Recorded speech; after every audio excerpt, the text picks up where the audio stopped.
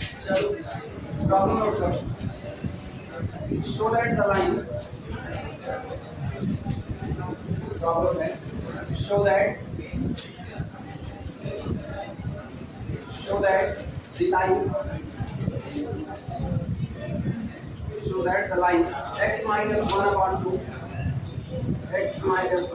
2 is equal to y minus 2 upon 3 is equal to z minus 3 upon 4, and 4x minus 3y plus 1 is equal to 0 is equal to 5x minus 3z plus 2 are coplanar.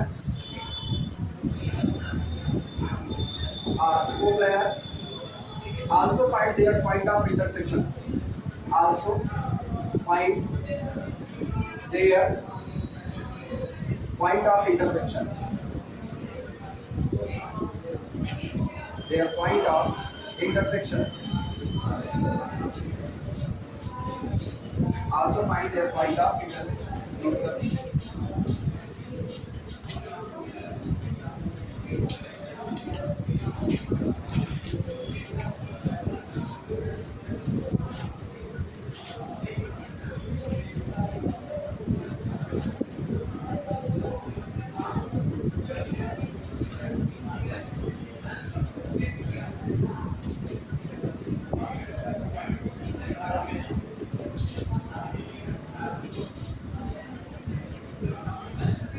दो line दी गई है, एक line का equation symmetrical form में दिया गया है, दूसरी लाइन का इक्वेशन जनरल फॉर्म में दिया गया है। कह रहे हैं सबसे पहले आप ये साबित कीजिए दी गई दो की दोनों लाइनें कैसी हैं, कोप्लेनर है।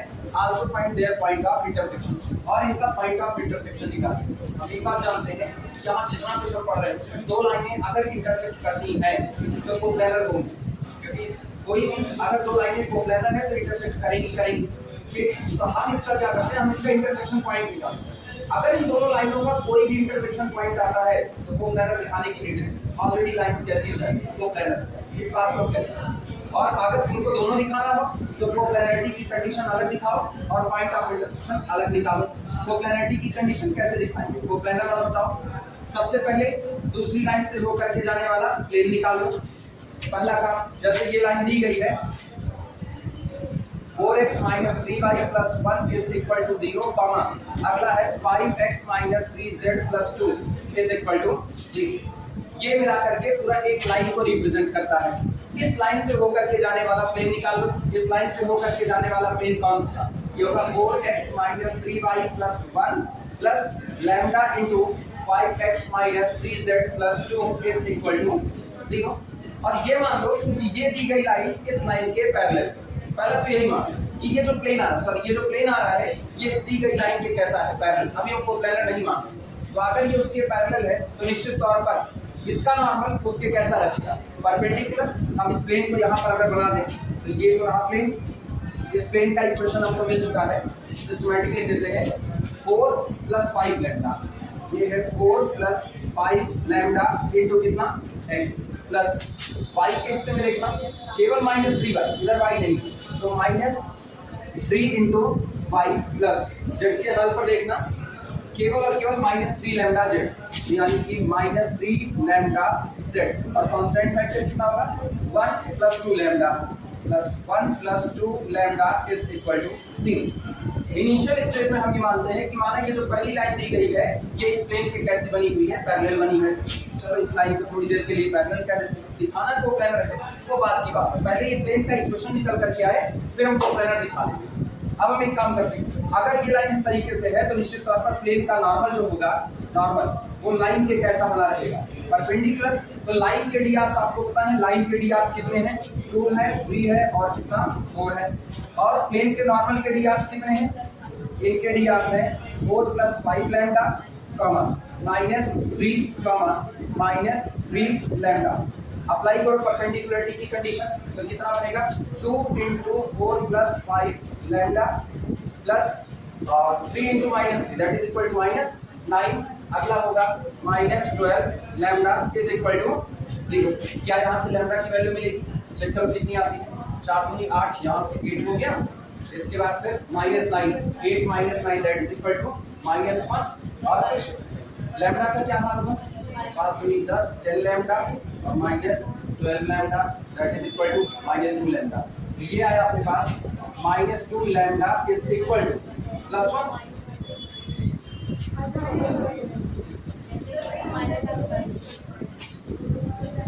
5 दूनी 10, 10 lambda minus 12 lambda that is equal to minus 2 lambda.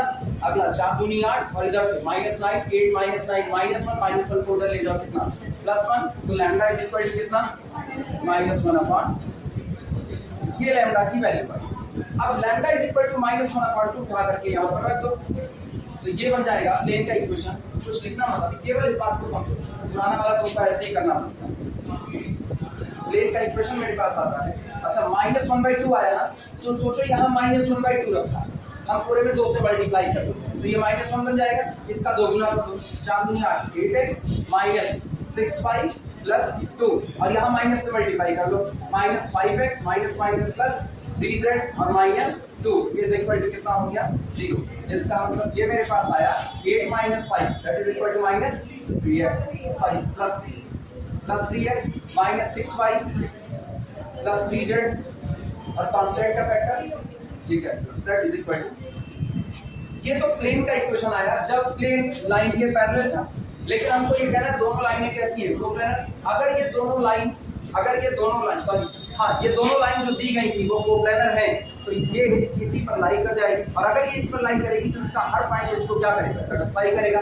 और इसका एक पॉइंट देखते क्या 1 2 और कितना 3, जरा 1 2 3 रखो 3 1 3 6 दूनी 12 और 3 3 का 9 9 1 10 2 12 और इधर से 0 इज इक्वल टू सेटिस्फाई कर दिया। ये एक यानी दोनों लाइनें कैसी हो गई कोप्लेनर। अगर आप जनरल पॉइंट चाहते हो तो आप जनरल पॉइंट भी निकाल सकते हो। पॉइंट ऑफ इंटरसेक्शन देखना,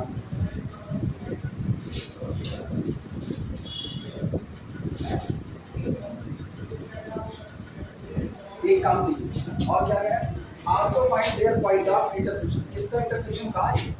show that the lines this and this are coplanar. अच्छा दोनों लाइन का इंटरसेक्शन का है। इस लाइन के ऊपर कोई एक जनरल पॉइंट निकालो, इस लाइन पर एक जनरल पॉइंट क्या होगा अगर हम इस पूरे को स्मॉल r मान ले ये होगा 2r plus 1 3r plus 2 4r plus 3 ये जनरल पॉइंट हो गया। और ये कहा जा रहा है कि ये जो लाइन आई हुई है ये लाइन और ये लाइन कोप्लेनर है, ये तो साबित होगा। आप ये दिखाइए इनका इंटरसेक्शन पॉइंट क्या होगा कि अगर ये इंटरसेक्ट करती हैं तो किस पॉइंट पर इंटरसेक्ट करेंगे। हम ये जानते हैं अगर दोनों लाइनें इंटरसेक्ट कर रही हैं तो ऑब्वियस सी बात है ये या तो कितने पॉइंट पर इंटरसेक्ट करेंगे और या तो कितने पर एक पॉइंट, इससे ज्यादा तो नहीं। यानी जो आपने ये जनरल पॉइंट निकाला हुआ है ये पहली लाइन पर भी होगा और दूसरे पर। अगर हम इसी को कहते हैं यही इंटरसेक्शन पॉइंट है तो ये पहली लाइन पर भी मौजूद होगा और दूसरे पर भी। उठा करके इसको दूसरे इक्वेशन में रख दो। दूसरे इक्वेशन में हम इसको रखेंगे तो यहाँ से मिलेगा 4 × 2r plus 1 minus 3 × 3r plus 2 plus 1 is equal to 0। एक इक्वेशन ये मिला। दूसरा यहाँ से निकाल दो, इससे क्या मिलेगा 5 × 2r plus 1 minus 3 × 3r plus 2 और यहाँ से हो जाएगा माइनस 3 × 4r प्लस 3 प्लस कुछ गड़बड़ हो क्या? अच्छा सॉरी y का टर्म नहीं minus 3z minus 3 × 4r plus 3 plus 2 is equal to 0। अब एक काम इन दोनों को सॉल्व करके देखो r की वैल्यू क्या है। अगर दोनों को सॉल्व करने पर r की सेम वैल्यू आती है तब तो ठीक है, और अगर r की डिफरेंट वैल्यू आती है तो इसका मतलब लाइन इंटरसेक्ट नहीं कर रही। सेम वैल्यू आनी चाहिए क्योंकि अगर आपको r की 2 वैल्यू मिली तो इसका मतलब आपको कितने पॉइंट ऑफ इंटरसेक्शन मिले 2, और हो नहीं सकता या तो लाइन ओवरलैप कर जाएगी और या तो लाइन कैसी होगी केवल और केवल एक पॉइंट पर इंटरसेक्ट करेगी, एक से ज्यादा नहीं कर सकती। इससे अगर हम r की वैल्यू निकालें तो 4 × 8 8r यहाँ से 3 3 का 9 माइनस 9r ठीक इज इक्वल टू 4 × 4 और 3 दूनी 6 माइनस 6 इधर से प्लस 4 माइनस 6 कितना हो गया माइनस 2 और इधर से प्लस 1 दैट इज माइनस 2 उधर ले करके गए कितना प्लस 1 यानी r इज इक्वल टू कितना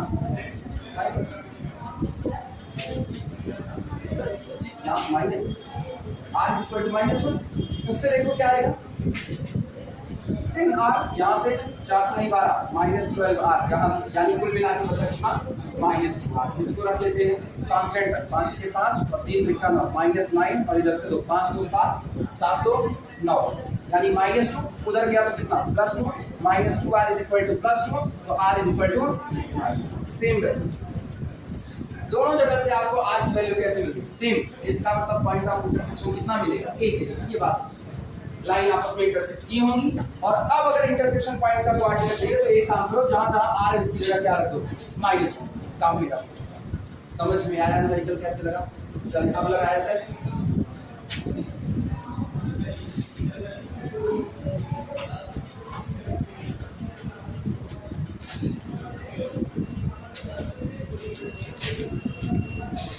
पॉइंट ऑफ इंटरसेक्शन निकाल रहे हैं, सिर्फ पॉइंट ऑफ इंटरसेक्शन से इस बात की गारंटी मिल जाएगी लाइन कोप्लेनर। चलिए केवल पॉइंट ऑफ इंटरसेक्शन, क्योंकि इंटरसेक्शन तब तक नहीं होगा जब तक लाइन कोप्लेनर नहीं है। इंटरसेक्शन होने के लिए उसका कोप्लेनर होना कंपलसरी है। तो इसका मतलब अगर इंटरसेक्शन हो गया तो लाइन ऑलरेडी क्या कोप्लेनर। सॉल्यूशन लिखता है any point on first line, और फिर भी अगर कोप्लेनर दिखाना चाहो तो दिखा सकते हो, तुम्हारे ऊपर। any point on first line is ऊपर से 2r plus 1 comma 3r plus 2 comma 4r plus 3। let it be intersection point, मान लो कि यही इंटरसेक्शन पॉइंट है। let it be intersection point, मान लेते हैं हमारा यही intersection point. so it must lie on second line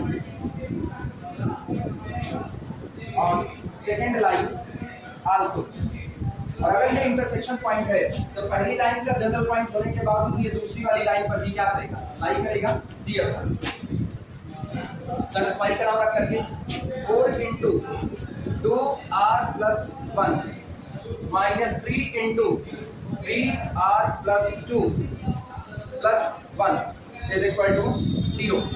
and दूसरे वाले में रखो 5 into 2r plus 1 minus 3 into 4r plus 3 और कांस्टेंट का factor plus 2 is equal to 0। This implies that, अभी तो हम सीधे लिख सकते हैं ना r is equal to -1, अब तो दिखा दिए करके, तो r is equal to -1, this implies that r is equal to -1, ऐसे दिखाना सेम है। यही अगर डिफरेंट आता ना काम हट गया, इसका मतलब लाइन इंटरसेक्ट नहीं कर रहा।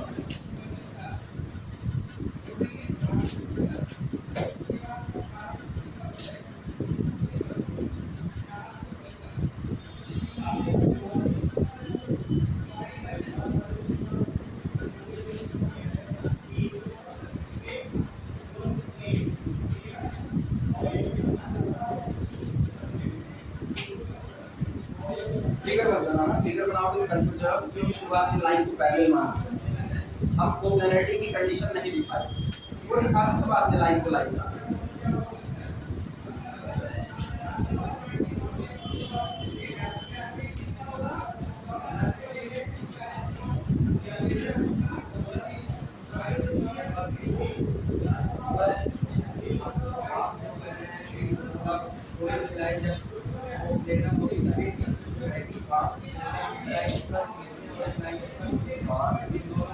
तो फिर दोनों जगह कॉमन आया कि नहीं आया? एरिया कहाँ पे? जब दोनों प्लेन को आपस में मिला दिए तो कॉमन आ गया कि नहीं आया? इसका मतलब वो जहाँ इंटरसेक्ट कर रही है वहां से तीसरा प्लेन पास होगा। ये बात हम एक दिन क्लास में बता चुके हैं कि अगर उस दीवार पर एक लाइन खींची जाए इस पर, तो जहाँ ये दोनों दीवार इंटरसेक्ट किया ना वहीं जाकर के इंटरसेक्शन मिलेगा, वहीं जाकर के। लेकिन वो तो फिर तुम्हारा कॉमन एरिया निकल करके आया। आगे चल करके एक पढ़ोगे स्क्यू लाइंस, आगे एक हिस्सा मिलेगा जहाँ तुम स्क्यू लाइंस पढ़ोगे, वहाँ तुमको ये बात बहुत साफ सुथरी लिखी हुई मिलेगी, दो नॉन कोप्लेनर लाइनें आपस में इंटरसेक्ट नहीं करती। और अगर इंटरसेक्ट कर रही है तो इसका मतलब कहीं ना कहीं दोनों प्लेन जाकर के कॉमन क्लियर हुआ।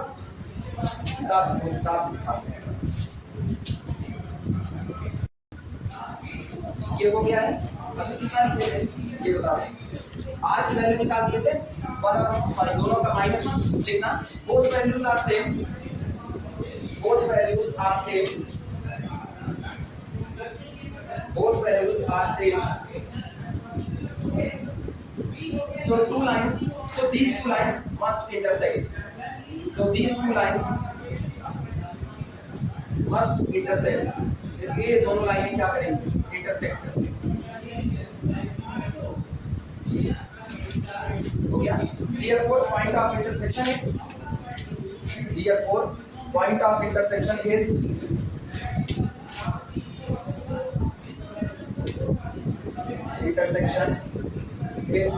इसलिए point of intersection क्या होगा, 2 into -1 plus 1 comma 3 into -1 plus 2 comma 4 into -1 plus 3। Calculate कर लो, point of intersection मिल जाएगा, that is -1 -1 -1।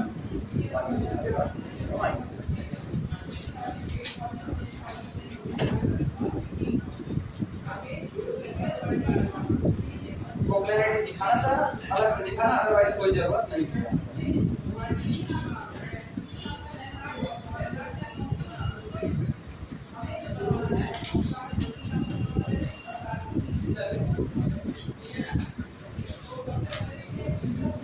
अब बारी वो जनरल वाले जो थर्ड आर्टिकल था, जब दोनों दी गई लाइनें कैसी होंगी, जनरल फॉर्म। अब उनकी बारी करा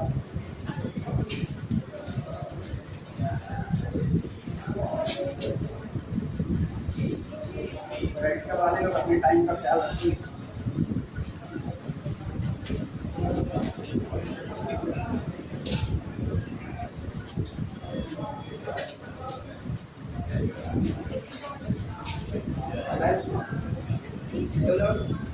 याद से मेरा काम कर देना, याद से करना,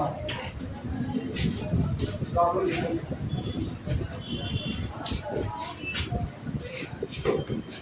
Show that the lines, show that the lines 7x minus 4y plus 7z plus 16 is equal to 0 is equal to 4x plus 3y minus 2z plus 3 and x minus 3y plus 4z plus 6 is equal to 0 is equal to x minus y plus z plus 1 are coplanar। are coplanar बस इतना ही। Point of intersection मानकर बात वही करते, दोनों को change करते symmetrical form.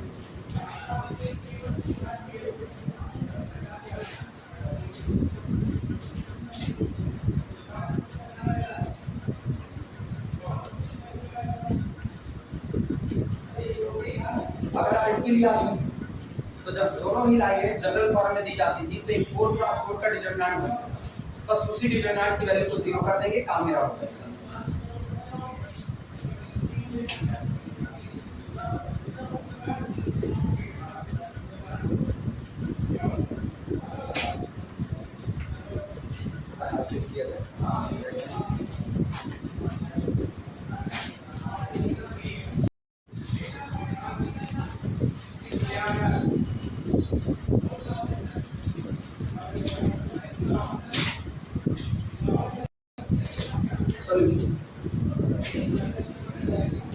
ये बताओ किसी को 4x4 का वो डिटरमिनेंट याद है? अगर हम चार लाइनें लिखें, पहली लाइन हम लिख रहे हैं a1x plus b1y plus c1z plus d1 is equal to 0, a2x plus b2y plus c2z plus d2 is equal to 0। ये पहली लाइन, फर्स्ट लाइन। दूसरी लाइन हम लिख रहे हैं a3x plus b3y plus c3z plus d3 is equal to 0, a4x plus b4y plus C4Z plus D4 is equal to 0। Second line, अगर ये दोनों दी गई लाइनें कोप्लानर है तो आगे ऐसी बात है ये सब के सब किसी एक ही लाइन के क्या है परपेंडिकुलर। डिटरमिनेंट बोलो क्या होगा, determinant A1 B1 C1 D1 A2 B2 C2 D2 A3 B3 C3 D3 और A4 B4 C4 D4 determinant is equal to इसी डिटरमिनेंट को कैलकुलेट करें। अगर इसकी वैल्यू 0 आ जाती है तब तो ये कोप्लानर है, अदरवाइज नहीं है। पहचान A1 कितना 7 B1 अगला फिर 60 नेक्स्ट 4 3 -2 3 अगला 1 -3 4 6 नेक्स्ट 1 -1 1 नोट कर लो। इसकी वैल्यू हमें कैलकुलेट करनी है।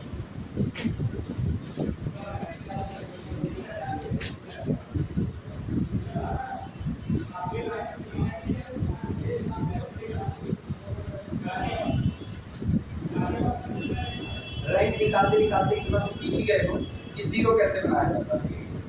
अपने को पता है रिप्लेसमेंट ऑपरेशन डिटरमिनेंट पर कोई फर्क नहीं डालता है। रिप्लेसमेंट लगाते लगाते कहीं एक जगह मैक्सिमम जीरो बना लो और उसी रो या उसी कॉलम के रिस्पेक्ट में एक्सपेंड कर देंगे।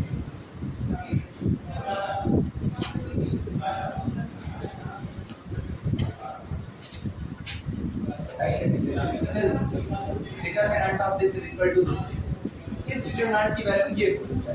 अब ऑपरेशन लगाते हैं, ये इतना लिखो तो हम ऑपरेशन लगाएंगे।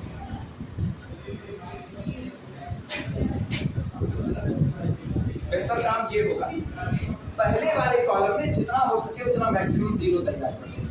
सबको पता है हम इंटरचेंज नहीं करेंगे, क्योंकि अगर हम इंटरचेंज करेंगे तो मुझको एक बात का ख्याल रखना पड़ेगा। जैसे हम थर्ड रो को लेकर के गए ऊपर, रैंक नहीं निकालना, रैंक निकालना होता तो यहाँ पाइवट कंपलसरी, तब यहाँ पर हम पाइवट लेकर के आते, क्योंकि ये कैसा है नॉन जीरो, तो यहाँ पाइवट होना चाहिए।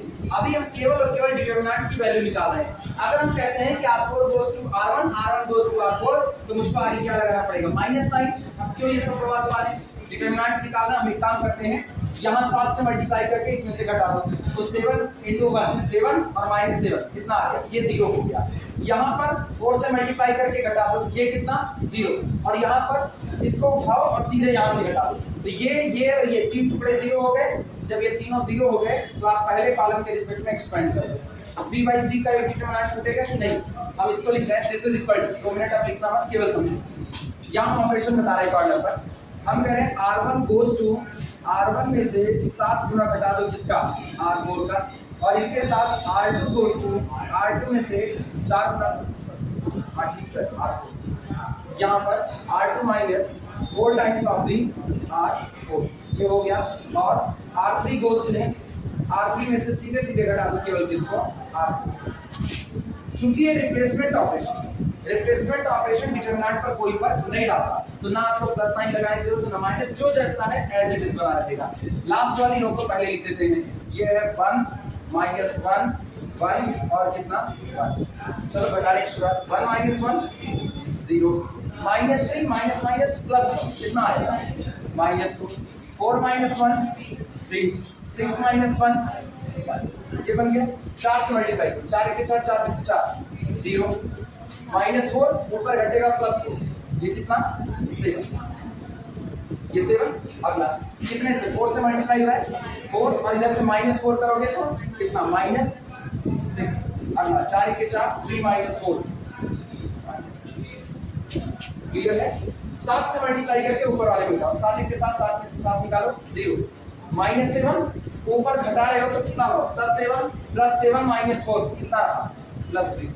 7 के साथ घटाओ 7 - 7 0, 7 के साथ 16 में से 7 निकाल दो 6 3 9, ये बना।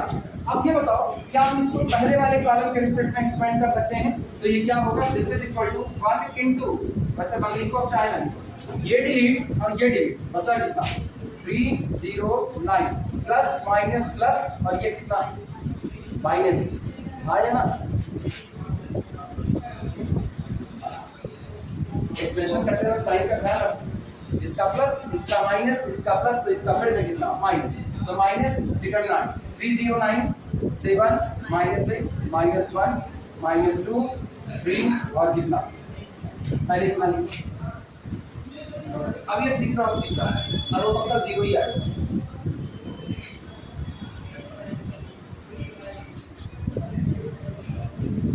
मुश्किल नहीं, आसान है। मेरे पास ये बचा है ना, ये इधर 3 से मल्टीप्लाई करेंगे और इधर घटा देंगे, तो 3 × 3 9 और 9 - 9 0, फिर 2 क्रॉस 2 अब मेरा काम है।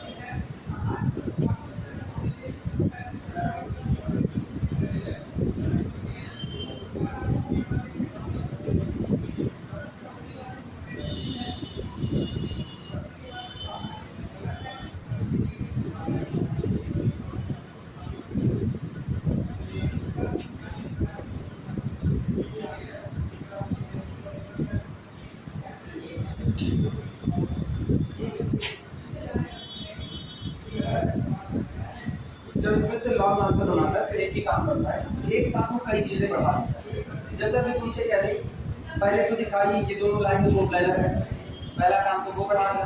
दूसरा तुमसे ये कह दे इनसे होकर के जाने वाला प्लेन निकाल, तो वो दूसरा काम है। अब पता है तुम इतना पहले ये हिस्सा दिखाओगे कि ये कोप्लेनर है, कोप्लेनर दिखाने के बाद जब तुमको प्लेन निकाला हो तुम्हारे पास कोई रास्ता नहीं सिवाय एक रास्ते के, पहले दोनों लाइनों को चेंज करो इसमें सिमेट्रिकल, और सिमेट्रिकल से होकर जाने वाला प्लेन हम निकालना जानते हैं। अब सोचो क्या काम करा, 3 काम।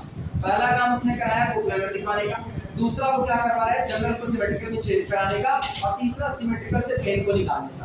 और जब ये तीनों मिलाएगा तो ये क्वेश्चन बन जाएगा लॉन्ग आंसर में और पूछा जाएगा 7.5 से 10 में। और ऐसा वो कर सकता है, इससे इनकार नहीं, कोई ये नहीं कर सकता। तब पर भी कर लोगे, कोई मुश्किल काम तो नहीं है। सिमेट्रिकल में कन्वर्ट करना सारे लोग जानते हो और सिमेट्रिकल से प्लेन को निकालना सारे लोग जानते हो। तो अगर हम इसी में एक चीज बढ़ा देते also find the plane containing both lines, हो जाएगा कि नहीं? ये चुटकी बता देंगे कुछ नहीं हो पाएगा। और इस पे देखते हैं दिस इज इक्वल टू, शुरुआत करते हैं माइनस, बाहर पड़ा हुआ है डिटरमिनेंट। एक काम करते हैं C2 जैसा है वैसे रहना, C3 को चेंज करो। किस तरीके से? C3 goes to C3 - 3 times of the C, और ये पहला काम तो 3 7 -2 ही रहेगा, ये रहेगा 0 -6 और 3 रहेगा, 3 3 का 9 में से 9 है 0, 7 3 21 -1 -21 कितना आपका -20, 3 3 6 -6 घटाओगे तो कितना +6, तो 6 5। अब क्या इसके रिस्पेक्ट में एक्सपेंड कर सकते हो कि नहीं? और जब इसके लिए एक्सपेंड करेंगे तो देखो कितना आएगा, ये मेरे पास बनेगा दिस इज इक्वल टू -8 भी बाहर पड़ा हुआ है, 3 बाहर आया ब्रैकेट के अंदर में, ये डिलीट या -66 माइनस माइनस प्लस इधर से 22 गुना, अब 22 दिया गुना करते is equal to -3 into that is equal to, यही चाहिए। डिटरमिनेंट की वैल्यू कितनी 0, और जैसे 4/4 का डिटरमिनेंट 0 हुआ लाइन कैसी हो गई coplanar, therefore lines are coplanar. क्योंकि डिटरमिनेंट की वैल्यू 0 है इसलिए लाइंस आपस में कैसे रहेगी कोप्लेनर।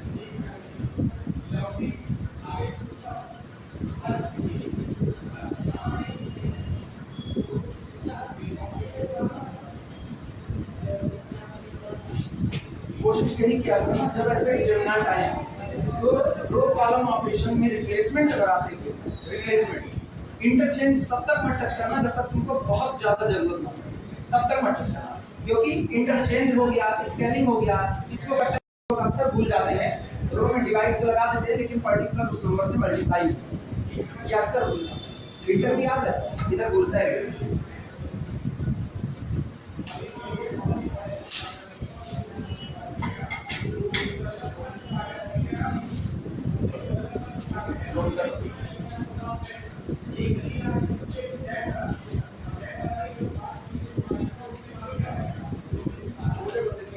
एक न्यूमेरिकल लेवल में एक न्यूमेरिकल और बचा हुआ बाकी इसके बाद नई एक्सरसाइज। न्यूमेरिकल डिफरेंशियल, डिफरेंशियल कहाँ पर पहुंचे, डिफरेंशियल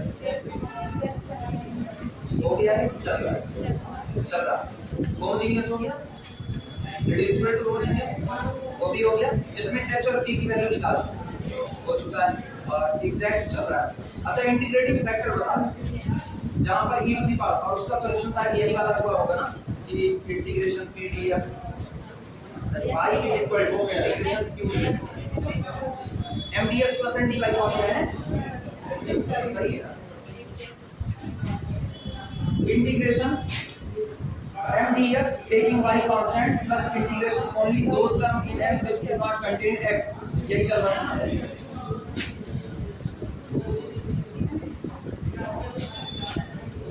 अरे बस यही से तुम लोगों का काम था। अब इसके बाद ना कल इंटीग्रेटिंग फैक्टर दिखाएंगे वो तुमको याद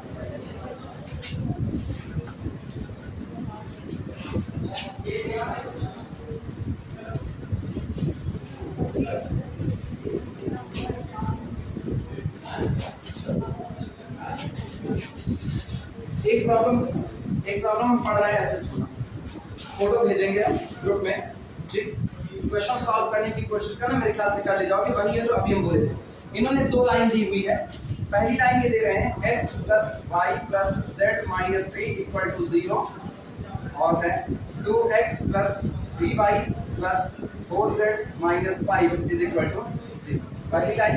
दूसरी लाइन है 4x - y + 5z - 7 = 0 और है 2x - 5y - z - 3 = 0। दो लाइन दी कह रहे हैं show that both lines are coplanar, दिखा ले जाओ दोनों लाइनें कोप्लेनर, चाहे 4x4 में दिखाओ चाहे पुराने में लौट जाओ, चाहे जैसे, एंड फाइंड द प्लेन इन विच दे लाई, और वो प्लेन निकालिए जिनमें ये दोनों लाइनें लाई करना। तो कोप्लेनर तो है, ये तो साबित करना है ना, साबित करना 4x4 में मत साबित करना, तुम ले करके चले जाना, इसको भी चेंज कर दो किसमें, सिमेट कर दो, और इसको भी चेंज कर दो किसमें, सिमेट कर दो। अब दोनों से हो करके जाने वाला प्लेन निकाल सकते हो कि नहीं, तो प्लेन निकाल लेना, वहीं से कोप्लेनिटी की कंडीशन लग जाएगा, नहीं कर पा हाँ, सब जैसा पढ़ा गया था वैसा ही।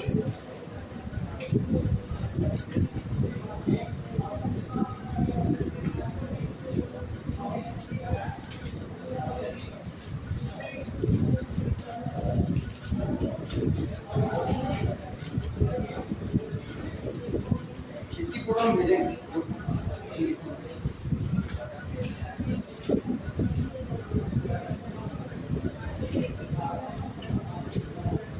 प्रॉब्लम है a, a dash b, b dash और c, c dash are points on the axis, are points on the axis, on the axis मतलब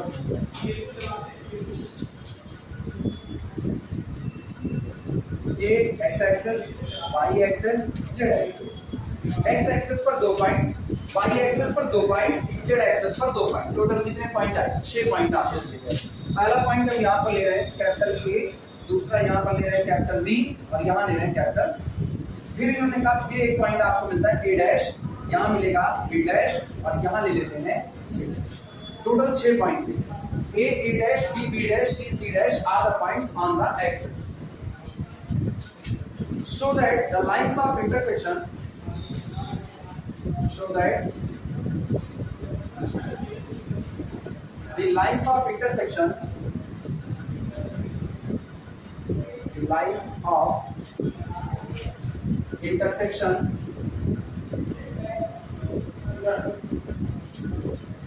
so that the lines of intersection of the planes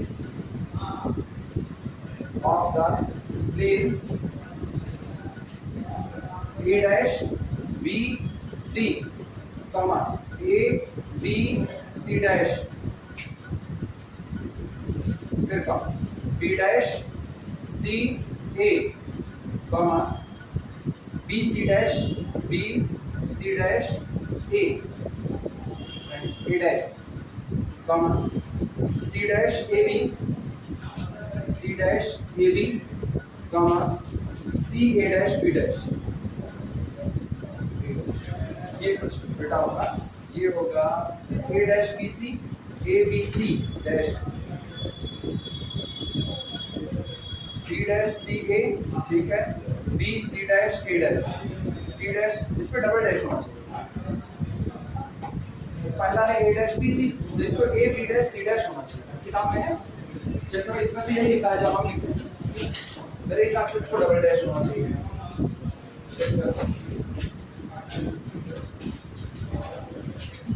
दूसरी में देख लेते हैं।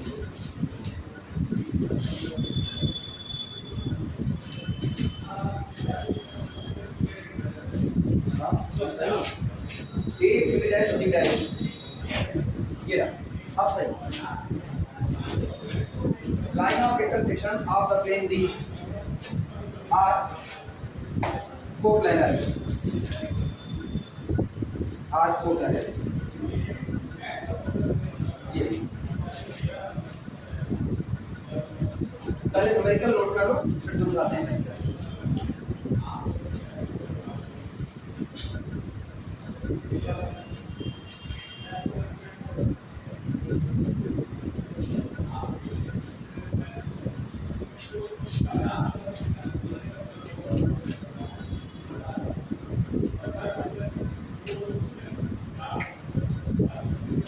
Figure से बिल्कुल नहीं समझ में आएगा, क्योंकि इसका फिगर ही बड़ा, मतलब 3D का फिगर है, बोर्ड पर कैसे ही बना सकते हैं। 6 प्लेन खींचे गए थे।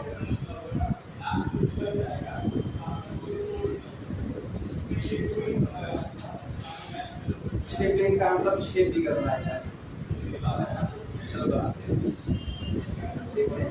अरे बनाएंगे नहीं, परेशान कल दिखाने के लिए ऐसे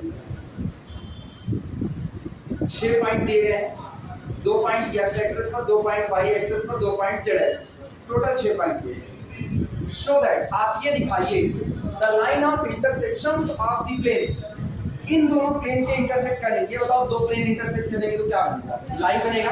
तो ये 2 प्लेन इंटरसेक्ट करेंगे तो क्या बनेगी? एक लाइन। ये 2 प्लेन इंटरसेक्ट करेंगे तब क्या बनेगी? एक लाइन। और ये 2 प्लेन इंटरसेक्ट करेंगे तब भी क्या बनेगी? एक लाइन। 3 लाइन बन रही है, आपको दिखानी है 3 की 3 लाइनें कैसी। बस इतना ही इसका पढ़ने में थोड़ा सा अटपटा है, क्योंकि ये पूरी लैंग्वेज से पढ़ोगे ना तो तुमको बीच में रुकने का टाइम नहीं मिलता। A dash, B B dash, C C dash are the points on the axis. ये जो यहाँ बीच में इस तरह का कॉमा लगा रहता है ना, ये आपको बताता है ये दोनों सेम जगह पर मौजूद है। मतलब ये दोनों पॉइंट एक्स एक्सिस पर ही मौजूद है। ये दोनों पॉइंट कहाँ होंगे? वाई एक्सिस पर। और ये दोनों कहाँ होंगे? जेड एक्सिस पर। तो 2 पॉइंट आपके एक्स पर, 2 वाई पर और 2 किस पर होंगे? जेड पर। फिर अगला देखना, show that the lines of intersection of the planes। अब जो लाइन बन रही है किसके इंटरसेक्शन के? प्लेन के इंटरसेक्शन से बनने वाली लाइन। तो लाइन भी कैसे बन रही है? आपके पास टोटल 6 प्लेन आ गए, तो 6 प्लेन के इंटरसेक्ट करने पर आपको एक लाइन के लिए कितने प्लेन की रिक्वायरमेंट है? 2 प्लेन की रिक्वायरमेंट है। तो ये 2 प्लेन एक साथ है, मतलब सबसे पहले कौन इंटरसेक्ट करेगा? ए डैश बी सी। आप ए डैश बी सी, ये बात।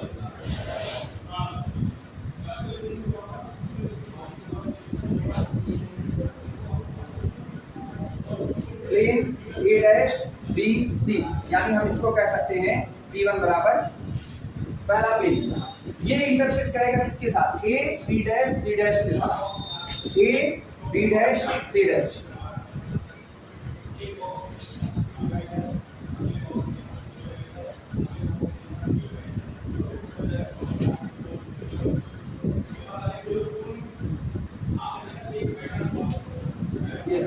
दोनों इंटरसेक्ट, ठीक। जहां दोनों की कुछ ऐसा ना, जैसे आप ऐसा सोचो कि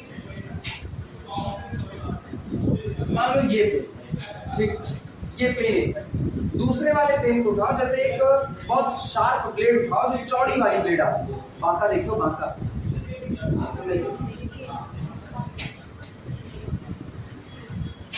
अच्छा ये तो देखिए ना,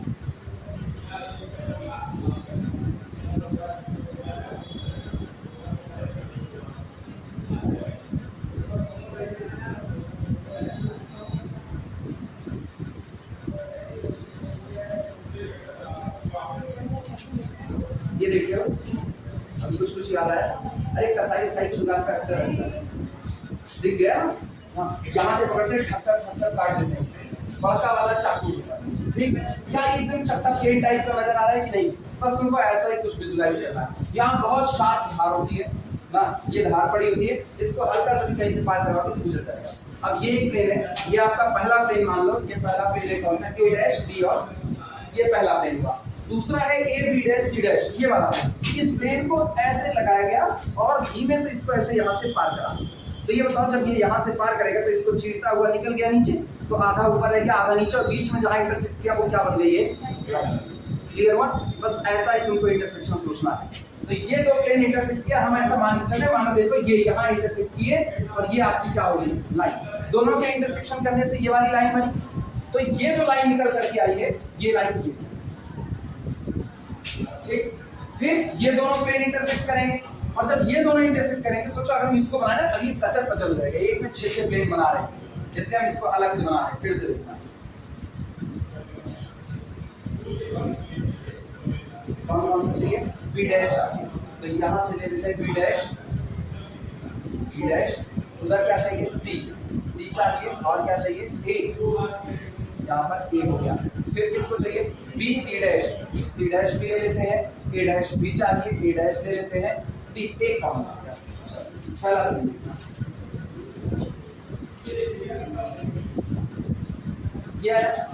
ये पे, और फिर ये वाला कौन सा? बी सी डैश, बी भी तो लेना पड़ेगा।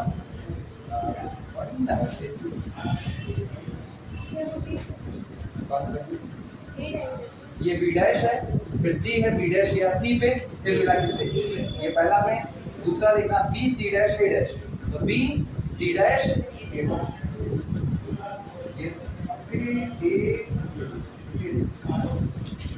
अब वो गड़बड़ सड़बड़ नजर आया। यही वाला लाइन इंटरसेक्शन मिला, पिछली बार भी ऐसा ही कुछ मिला था कि नहीं मिला? ठीक इसी तरह से अब की बार कौन सा होगा? C dash A B, C A dash B dash. और आपको दिखाने की जो 3 लाइनें आपको मिल रही हैं, ये तीनों लाइनें एक ही प्लेन पर लाई करेंगी। तीनों लाइनें सेम होंगी, ये नहीं दिखा, तीनों लाइनें एक ही प्लेन पर लाई करेंगी। ये बताओ कैसे दिखाएंगे? सोच करके आइडिया बताओ, सोच करके कोई आइडिया बताओ। 3 लाइनें कोप्लैनर हैं, तो कोप्लैनरिटी की कंडीशन को आप कब निकालोगे? जब आप लाइन का इक्वेशन निकालो। यहाँ आप लाइन का इक्वेशन निकाले जाओगे तो कितनी लाइन निकालनी पड़ेगी? 3। और आपको कोई क्लियर डेटा नहीं दिया गया, आपको बस ये कहा गया है कि 6 प्लेन है, इंटरसेक्ट करते हैं और 3 लाइनें आपको मिलती हैं। आपको ये दिखाना है तीनों लाइनें कोप्लैनर हैं। कैसे दिखाओगे? सोच करके जवाब दो, फिर हम बताते हैं। नहीं आएगा तो आपने बताइए।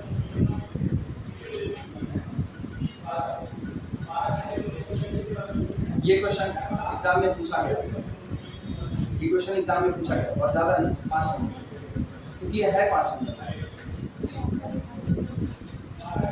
ए प्लेन के इंटरसेक्शन से बनने वाली 3 लाइन को आपको कोप्लैनर दिखाना है। की पॉइंट पकड़ो बस खाली, इसका जो मेन की पॉइंट है वो आप काम कर लो, बस हो गया सारा। सबसे पहली बात, नहीं दिमाग चल रहा ना, सबसे पहली बात 6 प्लेन दिए गए हैं ना, 6 प्लेन को लिखने की कोशिश करो। क्या तुम वास्तविकता में ये 6 प्लेन लिख सकते हो? क्या रियलिटी में तुम ये 6 प्लेन का इक्वेशन लिख सकते हो? हाँ यार, नहीं लिख सकते। अरे इंटरसेक्शन फॉर्म में लिख नहीं सकते हो? याद करो, ये ट्राइएंगल वाला तो हम न जाने कितनी बार कर चुके हैं। ये पॉइंट कौन होता था? A0 0, ये कौन होता था? 0 B 0, ये कौन होता था? 0 0 C। तो जब A B C पर काटते थे तो इक्वेशन क्या बनता था? x upon a plus y upon b plus z upon c is equal to कितना? ये आता था इंटरसेप्ट फॉर्म में। प्लेन का इक्वेशन यही है। अब हम 6 का 6 लिख सकते हैं। थोड़ी देर काम करते हैं, थोड़ी देर केवल लिखते हैं, इसमें फिगर की रिक्वायरमेंट अभी नहीं है। सबसे पहले ना प्लेन के वर्टिसेस देखो, प्लेन के वर्टिसेस क्या क्या मिल रहे हैं। इसके लिए क्या मिला? a dash b c। अच्छा ये a डैश है तो इसका कोऑर्डिनेट क्या मानोगे? इंटरसेप्ट फॉर्म a डैश 0 0, यही मानोगे। इसका क्या मानोगे? 0 b 0, और इसका 0 0 c। तो इस प्लेन का इक्वेशन लिखने जाओगे तो क्या होगा? x upon a dash plus y upon b plus z upon c is equal to, पहले प्लेन का इक्वेशन आ गया। ये कौन सा है? a b dash c dash. क्या इसमें 2 बार डैश मौजूद है? तो इसका क्या मानोगे equation? x upon a plus y upon b dash plus z upon C dash is equal to, ये हो गया दो की आगे, इन दो का देखना बी डैश सी ए, इसके लिए क्या लिखोगे x upon a plus y upon b dash plus z upon c is equal to 1। इनका हाल देखना b c dash a dash, इसके लिए x upon a dash plus y upon b plus z upon c dash is equal to 1। इन पर c dash a b, इसके लिए equation होगा x upon a plus y upon b plus z upon c dash is equal to 1। इनके लिए c a dash b dash क्या होगा x upon a dash plus y upon b dash plus z upon is equal to, क्या आपने 6 plane का equation लिख दिया है? इन दो प्लेन के इंटरसेक्ट करने से एक लाइन बनती है, एक लाइन बनेगी, इन दो के इंटरसेक्ट करने से एक लाइन और इनके इंटरसेक्ट करने से एक लाइन, और वो तीनों लाइनें एक ही प्लेन पर लाई करेंगी। ये बताओ यार, अगर तीनों लाइनें एक ही प्लेन पर लाई करेंगी तो हम उसी प्लेन का इक्वेशन ना निकाल लें? अगर वो प्लेन का इक्वेशन इन तीनों के लिए हर बार सेम आता है तो आपने ये लाइन जिस प्लेन पर इंटरसेक्ट की वो प्लेन आपने निकाला। मान लो उसका इक्वेशन आपको आता है ax plus by plus cz plus b is equal to 0। मान लो इन दोनों के इंटरसेक्शन से जो लाइन बनी वो लाइन जिस प्लेन पर लाई कर रही है उसका इक्वेशन ये आया। फिर आप क्या करो, इनके इंटरसेक्शन से क्या बनेगी लाइन, वो लाइन जिस प्लेन पर इंटरसेक्ट कर रही है उस प्लेन को निकाल दो, जिस प्लेन पर लाई करेगी वो प्लेन भी यही आ गया, और ये वाली लाइन जिस प्लेन पर लाई कर रही है वो वाला प्लेन भी यही आ गया। तो क्या तीनों लाइनों के लिए आया हुआ प्लेन सेम है कि नहीं? तो तीनों लाइनें क्या होंगी, वो प्लेन, काम खत्म। तो अपने को ना क्या निकालना है, प्लेन निकालना। अलग अलग लाइंस के लिए आया हुआ प्लेन अगर सेम हो गया तो लाइंस भी आपस में कैसी हो जाएंगी, को प्लेनर। क्लियर है ये बातें? बस हमको यही निकालना है। तो पहले प्लेन निकालो। अब ये बताओ, ये लाइन का इक्वेशन रिप्रेजेंट करेगा। सारी चीजें ना सिर्फ और सिर्फ कॉन्सेप्ट की, उससे ज्यादा कुछ नहीं, केवल कॉन्सेप्ट सोच करके जवाब दो। ये प्लेन का इक्वेशन है, हाँ यार ये प्लेन का इक्वेशन है, साथ साथ रखा गया तो क्या बन गया, लाइन। और इस लाइन से होकर के गुजरने वाला प्लेन निकालना जानते हो। प्लेन है P1 बराबर 0, प्लेन है P2 बराबर 0, तो दोनों के इंटरसेक्शन से गुजरने वाला प्लेन क्या होगा, P1 प्लस लैम्डा P2 बराबर 0। तो क्या इनको लैम्डा से ऐड करके वो वाला प्लेन निकाल सकते हो कि नहीं? गौर करना, अगर हम इसको लैम्डा से ऐड करें, ये बेटा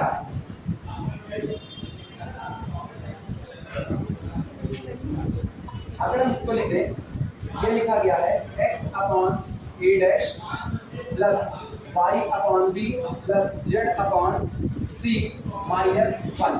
क्या P1 मिल गया plus lambda P2 x upon a plus y upon b dash plus z upon c dash minus 1 is equal to 0। P1 plus lambda P2 is equal to 0। मिल गया कि नहीं? दिस इंप्लाइज है, चलो गौर करो, इससे हमको क्या मिलेगा, 1 upon a dash plus lambda upon आया, और बाहर कितना x plus y upon b, 1 upon b, और फिर आगे से लैम्डा अपॉन b डैश, ये कितना y plus z upon c, और फिर कितना plus lambda upon c dash, बाहर z, फिर अगला -1 minus lambda is equal to, this is equation of plane containing this line. ये दोनों प्लेन नहीं, ये दोनों अलग अलग देखोगे तो प्लेन है, साथ साथ देखोगे तो क्या लाइन है। तो this is equation of plane containing this line. इस लाइन को अपने पास रखने वाला प्लेन ये है। क्लियर हुई बातें? अब इसकी नकल में क्या इससे होकर के जाने वाला प्लेन रख सकते हो, इससे प्लेन क्या लिखा जाएगा, सोचो, ये अब प्लस लैम्डा इनटू दिस, तो लैम्डा से इन दोनों को कनेक्ट कर दो, क्या बनेगा बोलो, ये आपका पहला प्लेन हो गया। इसको अलग कर दो, ये बनेगा 1 upon a plus lambda upon, ठीक, ये plus 1 upon b plus 1 upon b dash plus lambda upon, और बाहर कौन रहा, प्लस अगला 1 upon c plus lambda upon c dash z, और plus -1 minus lambda is equal to, ये मिल गया। उस लाइन से होकर के जाने वाला प्लेन वो रहा, तीसरे वाले से गुजरने वाला प्लेन देखो, तीसरे वाले से इसका प्लेन होगा 1/a plus lambda upon a dash और कितना x प्लस अगला बोलो 1/b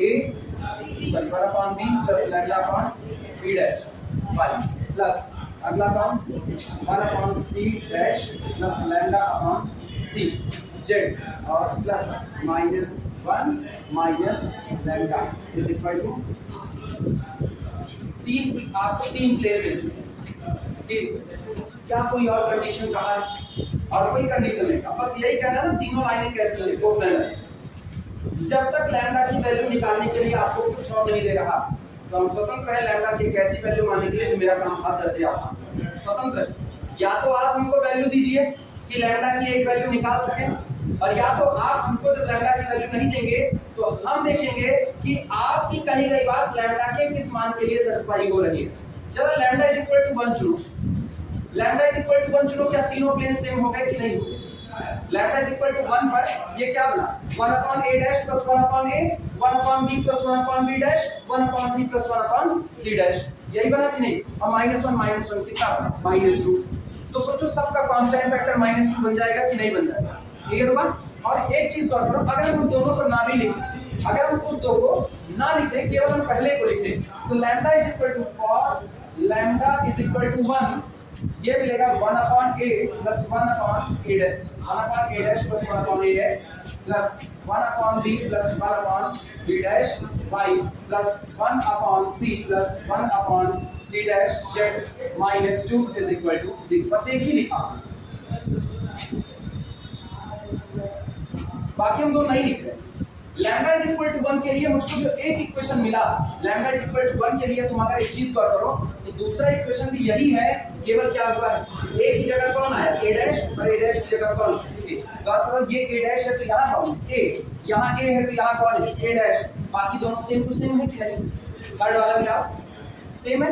अच्छा चलो उसको मिला दूसरे वाले, a डैश की जगह कौन है a और a की जगह a डैश, क्लियर है? b की जगह कौन है और b डैश की जगह यहाँ बोलो c की जगह c डैश की जगह c डैश। क्या इसी को सिमेट्रिसिटी कहते हैं कि नहीं कहते? आप कर रहे हो कि आप a को बदल रहे हो किससे a डैश से, a डैश को बदल रहे हो किससे a से, आप b को बदल रहे हो b डैश से और b डैश को बदल रहे हो b से, आप c के प्लेस पर ले जा रहे हो c डैश और c डैश के प्लेस पर c, उसके बावजूद भी इक्वेशन में कोई बदलाव नहीं आ रहा। It means our equation is symmetry for lambda is equal to 1। तो lambda is equal to 1 के लिए मेरा इक्वेशन सिमेट्री है, यानी अगर हम तीनों लाइन के लिए प्लेन निकाल रहे हैं तो lambda is equal to 1 के लिए तीनों के लिए कैसा प्लेन मिल रहा है? सेम प्लेन मिल रहा है। इसका मतलब तीनों लाइनें कैसी हैं? कोप्लेनर। क्लियर हुआ? यहाँ पर सबसे मेन कॉन्सेप्ट की बात है लैम्डा की वैल्यू को सिलेक्ट करना। आपको कोई शर्त और नहीं दिया जिससे आप लैम्डा की वैल्यू को निकाल सकते। अगर वो शर्त दिया होता तो बिल्कुल हम तीनों प्लेन बाकायदा लिखते अलग अलग, और तीनों प्लेन लिखने के बाद लैम्डा की जैसी सिचुएशन रही होती वैसे करके हम लैम्डा की वैल्यू को कैलकुलेट करते।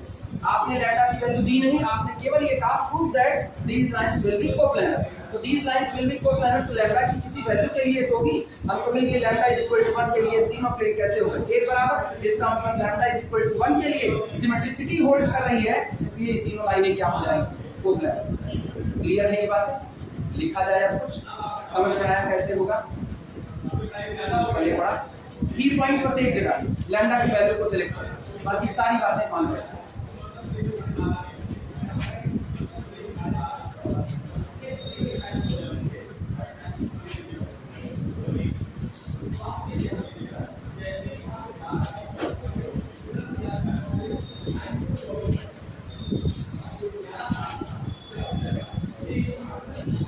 चलो लिखने की शुरुआत करें।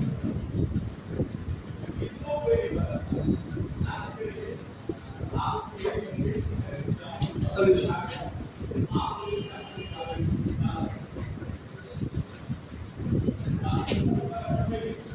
थ्योरी में लिखिए बस ऐसे।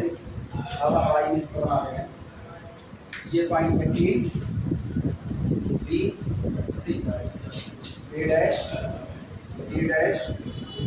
सी dash, let capital A 0 0 capital B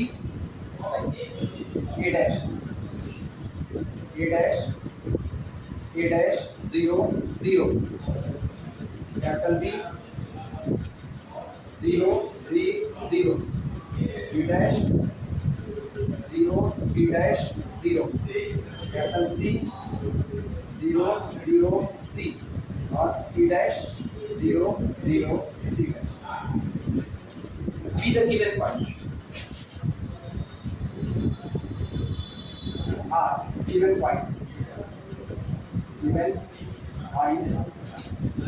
on axis अब ये लिखने की नीड नहीं है कि ए और ए डैश एक्स एक्सिस पर, इसलिए नहीं है क्योंकि इनका वाई और जेड कोऑर्डिनेट कैसा है 0, तो किसके पॉइंट होंगे एक्स एक्सिस। इनका एक्स और जेड कैसा है 0, तो किसके पे वाई के, और इनका एक्स और वाई 0 तो किसके पे जेड, इसलिए ऑनवर्ड मान लिया गया। B the given point on the axis.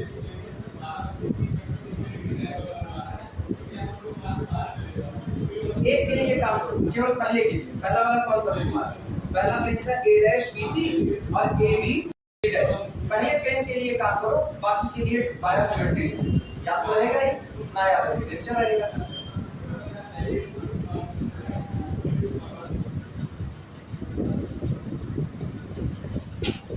Then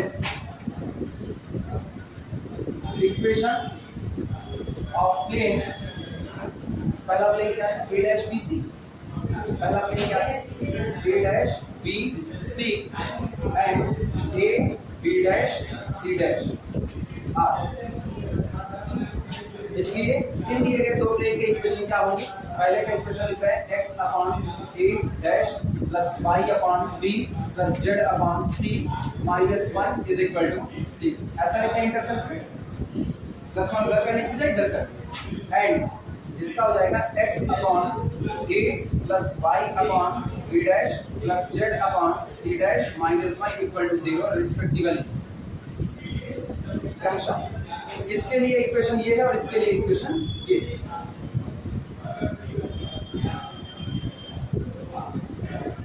अब इन दोनों प्लेन के लाइन ऑफ इंटरसेक्शन से गुजरने वाला प्लेन निकाल लेंगे। Now equation of plane through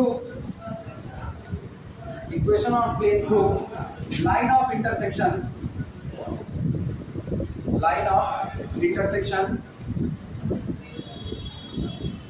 equation of plane through line of intersection of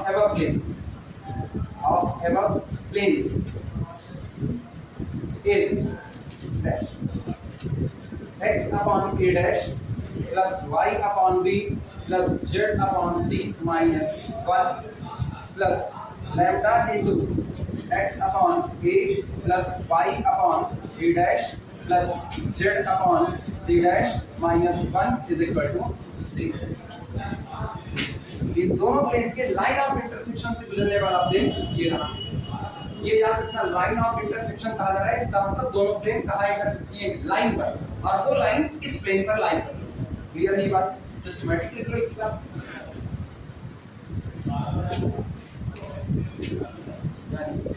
This implies that is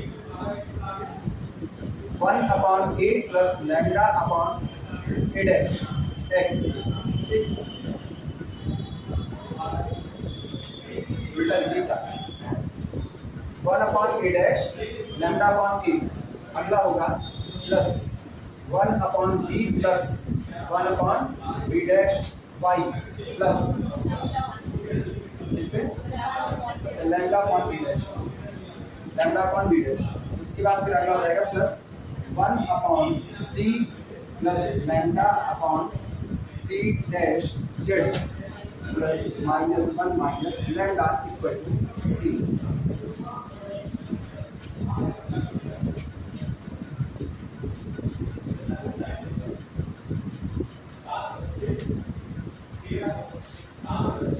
यहाँ से हम सीधे लैम्डा इज इक्वल टू 1 को सिलेक्ट कर, और लैम्डा इज इक्वल टू 1 हम इसी मजबूरी में सिलेक्ट कर रहे हैं क्योंकि हमको लैम्डा को कैलकुलेट करने के लिए कोई कंडीशन नहीं दी गई। जब कोई कंडीशन ना दी जाए तो आप लैम्डा इज इक्वल टू कितना रख लोगे।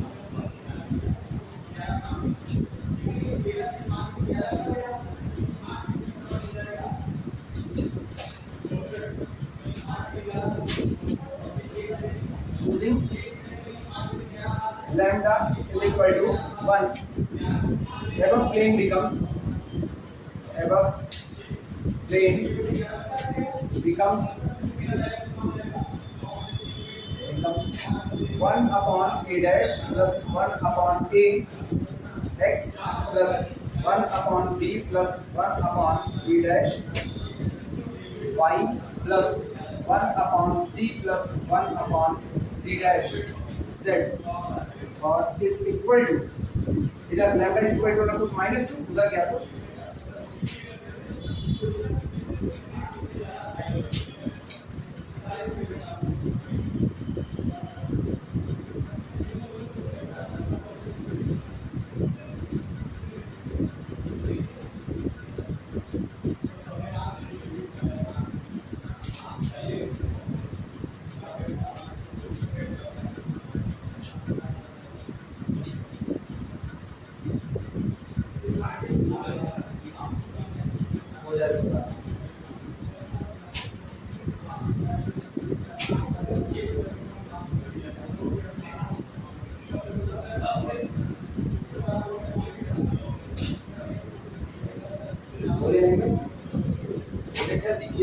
कुछ करके ही लिखना इफ या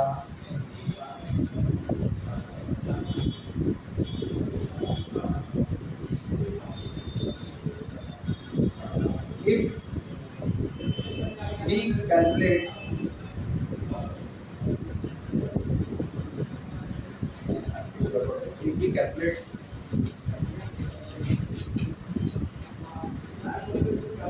हिंदी में याद है अंग्रेजी में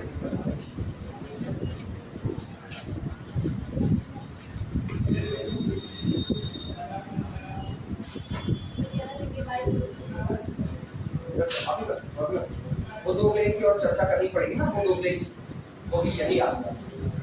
एक तो यार अंग्रेजी से हम ना चुके ना, मेरी अंग्रेजी आती है उसके बाद चली जाती थोड़ी थोड़ी देर में।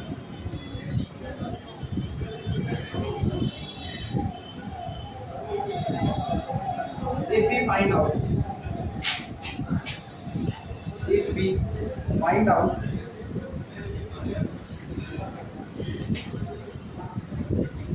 plane through if we find out plane through line of intersection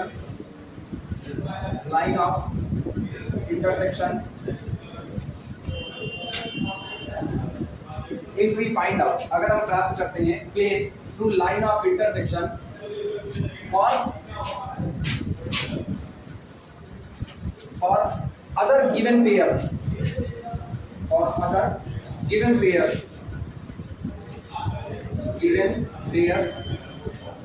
जो बाकी के आपको दो पेयर दिए गए हैं, अभी दो पेयर बचे कौन कौन से, एक तो लिखा a डैश bc, तो एक अभी तुम्हारे पास बचा होगा b डैश ca, ये बचा होगा और इसके साथ कौन इन्वॉल्व हुआ होगा b c dash a dash.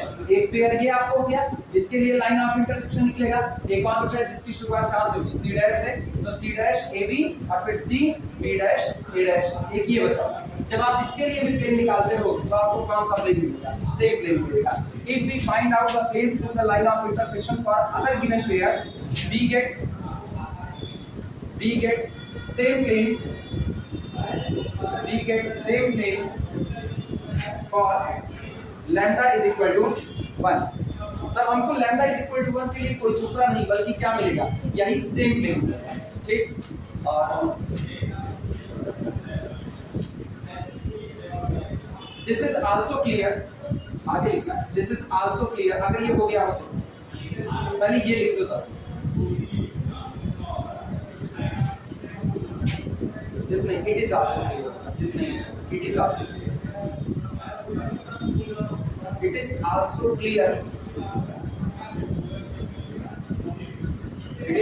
clear from the symmetricity of above equation। It is also clear from the symmetricity of above equation। ये जो बात आप यहाँ पर लिख रहे हो कि आप चाहे अगर बाकी के बचे हुए पेयर के लिए भी इक्वेशन निकालो आपको सेम मिलेगा, ये बात वहां से भी सही है, चाहे आप निकाल के दिखाओ, और चाहे it is also clear from the symmetricity of above equation. इस इक्वेशन में जो सिमेट्रिसिटी मौजूद है उससे भी ये बात क्या हो जाएगी, क्लियर हो जाएगी। इट इज आल्सो क्लियर क्या लिखे थे भूल गए। It is also clear from the symmetricity of above equation. Clear one. Hence line of intersection, hence line of intersection, सोचो पहली लाइन ऑफ इंटरसेक्शन, ये पहली लाइन ऑफ इंटरसेक्शन से गुजरने वाला प्लेन सामने मौजूद, दूसरी लाइन ऑफ इंटरसेक्शन से गुजरने वाला प्लेन भी यही हुआ, तीसरी लाइन ऑफ इंटरसेक्शन से गुजरने वाला प्लेन यही हुआ। तो इसका मतलब तीन के तीनों लाइन जो आपकी निकल के आ रही है वो कैसी हो गई, कोप्लेनर, और तीनों किस पर लाई करेंगी, इसी प्लेन पर लाई करेंगी, प्लेन भी साथ साथ। क्लियर है। लिखना क्या बोल रहे थे आप। Hence the lines of intersection are coplanar. Hence the line of intersection are coplanar. इसलिए जो भी लाइंस ऑफ इंटरसेक्शन आपकी आएगी वो कैसी होगी, कोप्लेनर। ये इस एक्सरसाइज का आज न्यूमेरिकल मेरी तरफ से। ठीक, अब जो बचा है वो हम देख चुके हैं ऑलरेडी, वो आसान है, उसको तुम लोग लगा सकते हो, उसकी फोटो भेजेंगे, कुछ एक्सरसाइज के लिए छोड़ रहे हैं जिससे प्रैक्टिस बनी रहे, अदरवाइज ना सब हम ही छपाएंगे, सब मेरा ही करेंगे। जैसे अभी ये न्यूमेरिकल था, इस न्यूमेरिकल में सारा की पॉइंट लैम्डा की वैल्यू चुनेगा, तुम इसमें सारा लगा लेते, लैम्डा की वैल्यू में तुमको दिक्कत आती, लेकिन तुम शुरुआत में यही नहीं सोच पाए कि तुमको 6 प्लेन का इक्वेशन अलग अलग निकालना है। अब पता है जैसे हमको ये दिख गया शुरुआत में सिमेट्रिक है, तो हम लैम्डा 1 को चुन लिए। अदरवाइज हम क्या करते हैं ना, अगर हम बीएससी वाले में तो बीएससी वाले में हम पहले ये प्लेन निकालते, फिर अगले का प्लेन निकालते, फिर अगले का प्लेन, और हम देखते कि लैम्डा की किस वैल्यू के लिए ये तीनों प्लेन एक हो जाएंगे, क्योंकि आपने कहा दिखाइए लाइन कोप्लेनर है। अगर लैम्डा की वैल्यू चेंज कर देंगे प्लेन डिफरेंट आ जाएगा, लैम्डा की वैल्यू को चेंज करेंगे तो प्लेन डिफरेंट हो जाएंगे, तब आप कोप्लेनर नहीं कह सकते हो। कोप्लेनर होने के लिए आपको तीनों लाइन के लिए एक ही प्लेन चाहिए था, तो मेरी तलाश लैम्डा की एक ऐसी वैल्यू पर थी जिसके लिए तीनों लिखे गए अलग अलग प्लेन सेम हो जाए, और तब हमने ये पूरा का पूरा निकाल करके लैम्डा बराबर कितना रख दिया 1। वो शुरुआत से भी पता चलता है क्या सिमेट्रिसिटी से। अगर लैम्डा हट जाए तो ये दोनों इंटरचेंज ही हो रहे हैं और बाकी कुछ नहीं, और लैम्डा हटने का मतलब लैम्डा 0 नहीं बल्कि कितना करना है। क्लियर है ये बातें, बाकी तुम्हारे ऊपर।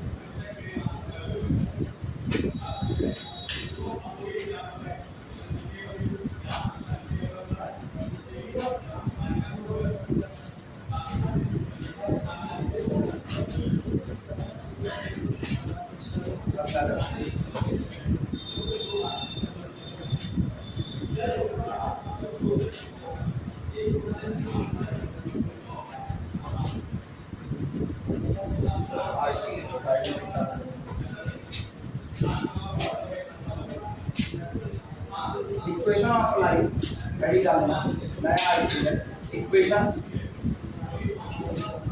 Of a line, equation of a line intersecting two given lines, intersecting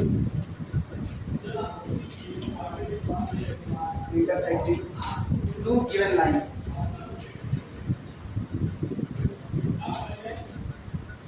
two given lines, दो लाइन दी गई है, दो लाइन को इंटरसेक्ट करने वाली तीसरी लाइन का इक्वेशन निकालना है। समझना इस बात को। जैसे मान लो ये पहली लाइन दी गई और ये दूसरी लाइन दी गई है, पहली लाइन का इक्वेशन हम ऐसे लिख देते हैं। पहला केस तो ये होगा ना जब दोनों लाइनें सिमेट्रिकल में होंगी, और दूसरा केस ये होगा जब दोनों लाइनें जनरल में होंगी। अब तुम्हारे लिए आसान ये होगा, अगर तुमको जनरल से डील करने में मुश्किल है तो तुम एक काम करना, जनरल को चेंज कर देना किसमें, सिमेट्रिकल। तीन ही केस बनते हैं, L1 बराबर पहली लाइन L1, दूसरी लाइन L2, दो की दोनों आपको दे दी जाए किसमें, सिमेट्रिकल। सिमेट्रिकल का करके दिखा रहे हैं। एक लाइन आपको दे दी जाए L1 सिमेट्रिकल में और दूसरी आपको L2 दे दी जाए, ये है सिमेट्रिकल में, ठीक, और दूसरी आपको दे दी जाए किसमें, जनरल में।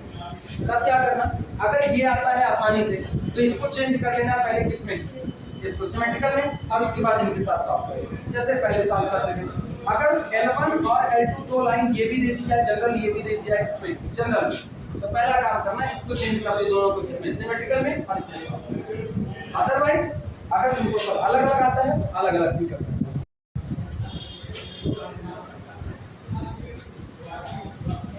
पहली लाइन का इक्वेशन मान लो हम लिख लेते हैं, x minus alpha upon L1 is equal to y minus beta upon M1 is equal to z minus gamma upon L2। L1 M1 N1 जब तक कहा नहीं जाएगा तब तक क्या माना जाएगा, डियास। जिस दिन कह देंगे उस दिन क्या हो जाएगा, डी सी हो जाएगा। इस लाइन का इक्वेशन हमको दे दिया जाता है x minus alpha dash upon L2 is equal to y minus beta dash upon M2 is equal to z minus gamma dash upon N2 is equal to, इसको मान लेते हैं R1, इसको मान लेते हैं R2।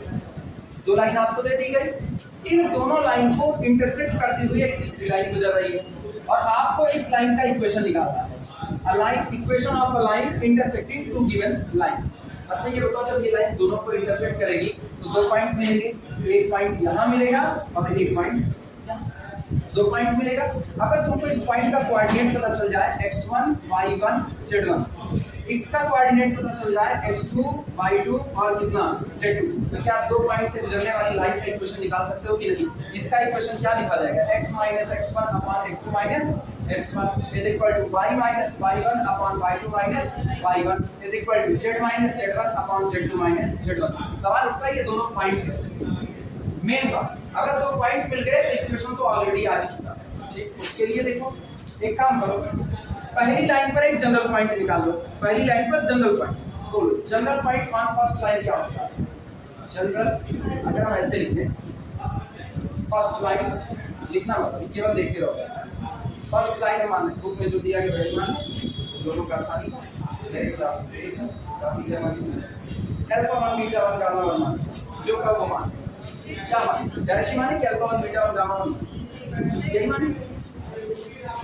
फर्स्ट लाइन है x minus alpha upon L1 is equal to y minus beta upon M1 is equal to z minus gamma upon N1 is equal to, मान लेते हैं R1। Second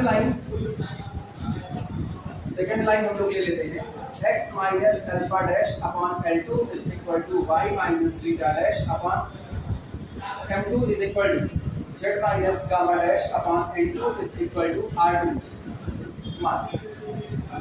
general point on first line, general point ऐसे,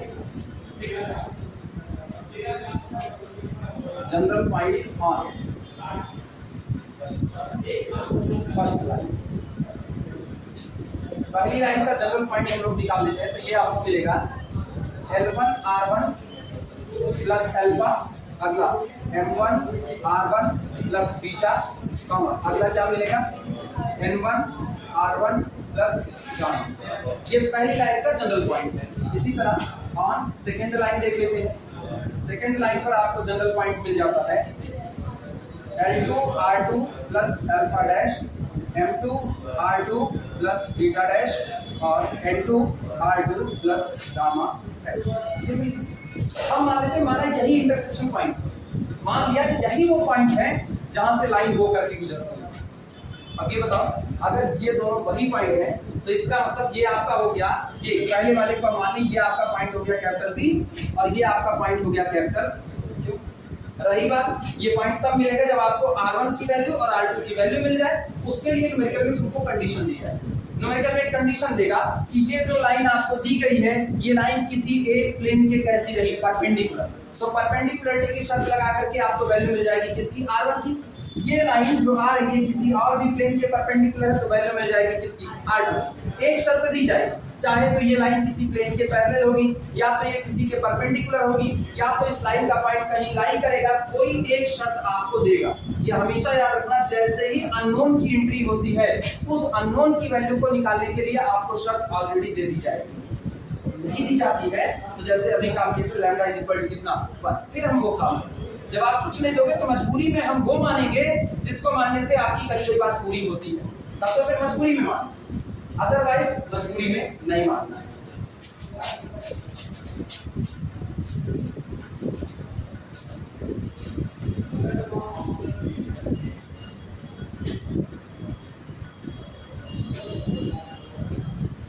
एक लोग थे, लोग कह रहे मार के दिखाओ, कई लोग खड़े थे, कह मार के दिखाओ, मार के दिखाओ, कोई समझ ही ना पाए। लोग कहे भैया दमदार आदमी इसको मारे, तुम्हारे कैसे? एक हाथ हम मारेंगे तो दो हाथ अपने, सब अपने आप को थप्पड़ मारने लगे। वो कहे मार के दिखाओ, चलो मार लिए, फिर अगला के मार के दिखाओ तो मार लिए। इसी हिसाब से कर रहे थे। लास्ट वाला खड़ा था, उसके पास दिमाग था, कहे मार के दिखाओ, ताली मार।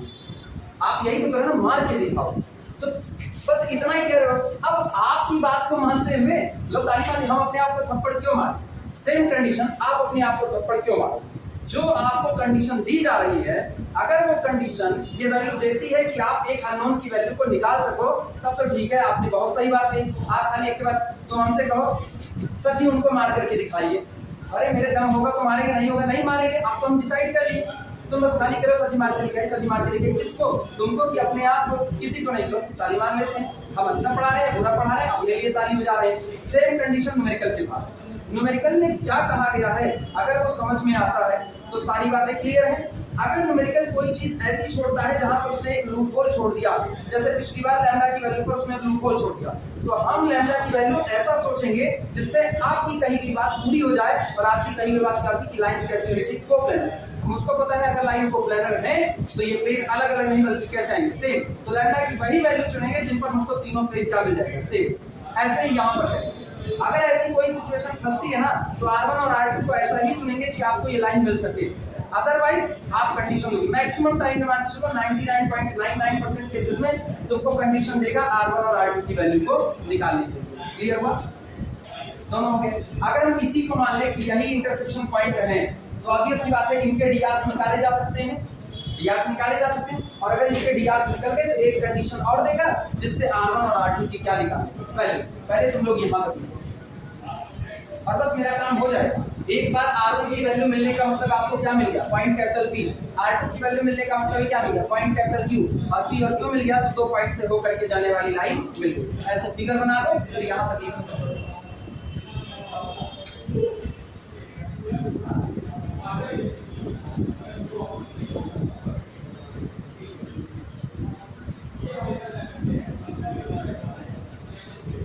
एक काम करना, यहाँ तक पूरा ले जाओ, फर्स्ट कैपिटल P और इसको कैपिटल P ऐसे।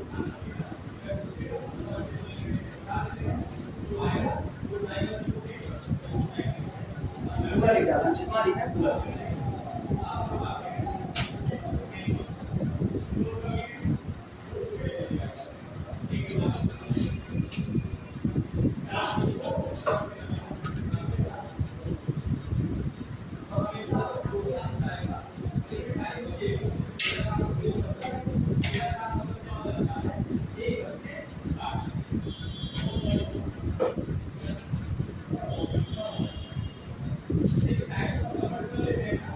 कॉलेज कितने बजे तक चल रहा है? कितने बजे छूटते हैं जाते हैं कॉलेज? 2 बजे तक पूरा। शाम को कोई प्रैक्टिकल लगा है? नहीं कोई नहीं। केमिस्ट्री फिजिक्स दोनों सुबह ही हो रहा है? नहीं, कॉलेज की प्रैक्टिकल की बात कर रहे हैं, एग्जाम के नहीं। खत्म हो गया केमिस्ट्री।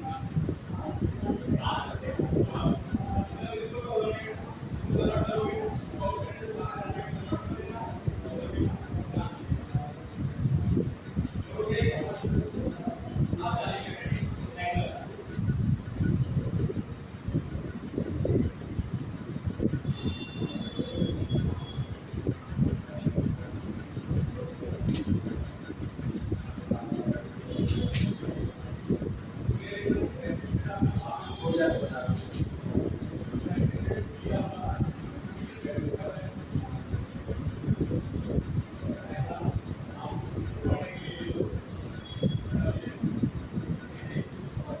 से लिख लेते हैं, भाई सब रहेगा।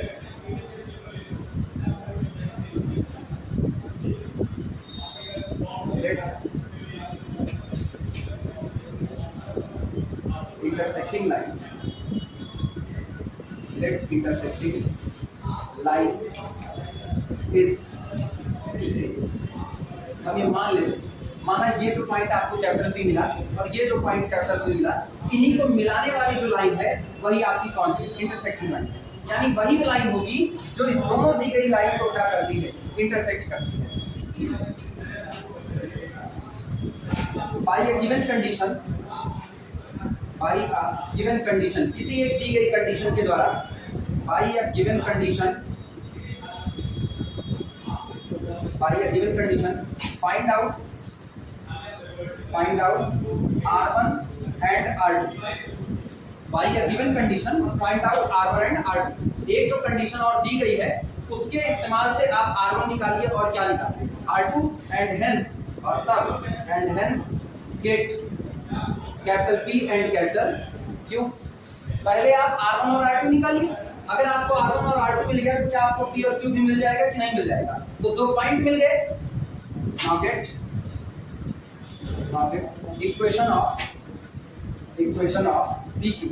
और अब आप क्या निकाल लीजिए PQ का इक्वेशन, क्योंकि हम जानते हैं PQ का इक्वेशन क्या होता है, equation of a line passing through the two given point, जो हम निकालना जानते हैं, x - x1 upon x2 - x1 equal to y - y1 upon z2 - z1, या y2 - y1 is equal to z - z1 upon z2 - z2। यही article कराने का इसका कोई मतलब नहीं बनता है, कराने का कोई मतलब न्यूमेरिकल से ही सीखा जा सकता है, लेकिन एक होता है ना आर्टिकल आपके आगे से गुजरते हैं। एग्जाम टाइम में ना बहुत लिमिटेड आर्टिकल होंगे जो तुमको पढ़ करके जाने पड़ेंगे, मैक्सिमम तुमको न्यूमेरिकल सीखने, जो आर्टिकल पढ़ करके जाने होंगे जो वहाँ पूछा जाता है एग्जाम में कि आप ये बात प्रूफ कीजिए ऐसा होता है, उसको हम इंपॉर्टेंट करा देंगे कि वही आर्टिकल, ये आर्टिकल नहीं पढ़ करके जाना, ये नहीं पढ़, इसके ऊपर के न्यूमेरिकल सीख के जाते हैं, और न्यूमेरिकल ऐसे ही लगते हैं। एक्चुअली आर्टिकल कुछ नहीं, न्यूमेरिकल को जनरल फॉर्म में लिखा गया तरीका ही आर्टिकल। तो ये सारा अभी हम यहीं पर क्या करें, अल्फा को 2 भर दें, बीटा को 3, इसको 4 भर दें, इसी तरह बाकी को, यही न्यूमेरिकल बन गया कि नहीं बन गया, यही आर्टिकल यही बन गया।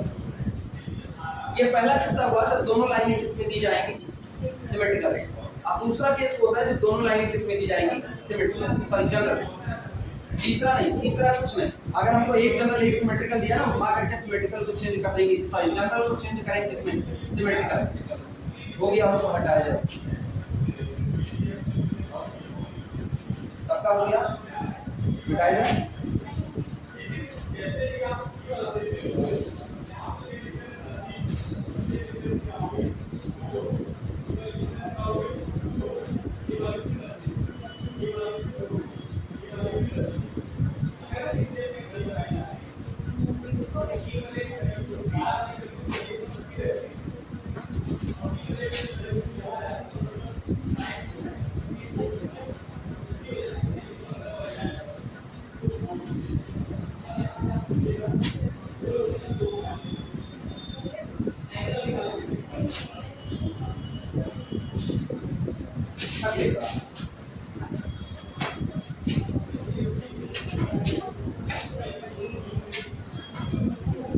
अच्छा इसमें हेडिंग क्या पड़ी थी, कुछ हेडिंग पड़ी थी नहीं, बस यही हेडिंग पड़ी थी ना।